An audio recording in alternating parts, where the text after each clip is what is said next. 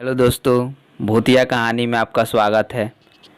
आज हम एक भूतिया कुएं के बारे में बताने वाले हैं, जहां रात ढलते ही जाग उठती है एक आत्मा।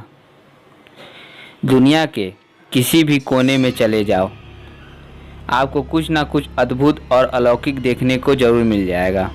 यह संसार अलौकिक शक्तियों से भरा हुआ है, जहां इंसान अपनी ज़िंदगी और मौत के बीच संघर्ष करता रहता है, और यदि वह सफल नहीं हो पाए तो मरने के बाद भी किसी न किसी रूप में अपनी उस असफलता को अंजाम देने की कोशिश करता है। यह किस्सा भी ऐसे संघर्ष से ही जुड़ा हुआ है। यह किस्सा जापान में ओकिकू नामक आत्मा से जुड़ा है। ओकिकू किसी व्यक्ति की आत्मा नहीं, बल्कि वह आत्माएं होती हैं जो कुएं में रहती हैं। जापान में कुएं से निकलने वाली आत्माओं से जुड़े बहुत से किस्से मशहूर हैं। इन किस्सों में एक महिला हर रात कुएं में से निकलकर पानी भरने आती है। जापान में इन कहानियों पर कई फिल्में और नाटक भी बन चुके हैं। आपने एक हॉलीवुड प्रसिद्ध फिल्म द रिंग और द रिंग 2 देखी होगी, जिसमें आपको वो दृश्य याद ही होगा जिसमें कुएं से निकलकर बच्चे की आत्मा सीधे टीवी से बाहर आती है। जापानी भूतों में ओकिकू सबसे पुराने किस्म के भूत है। निश्चित तौर पर तो कुछ नहीं कहा जा सकता कि इनका उद्भव कहाँ से हुआ, लेकिन इनके होने का सबसे पहला प्रमाण 16वीं शताब्दी में प्राप्त हुआ था। जापान में 3 प्रकार के भूत होते हैं: ओबाके, युकई, युरेई। जापानी लोगों का मानना है कि ओकिकू आत्मा के रूप में भटकती है। यह रात को कुएं से बाहर आती है और अपने दुश्मनों से बदला लेकर वापस कुएं में चली जाती है। जापान में ओकिकू पर आधारित कई लघु नाटक भी प्रदर्शित किए गए हैं।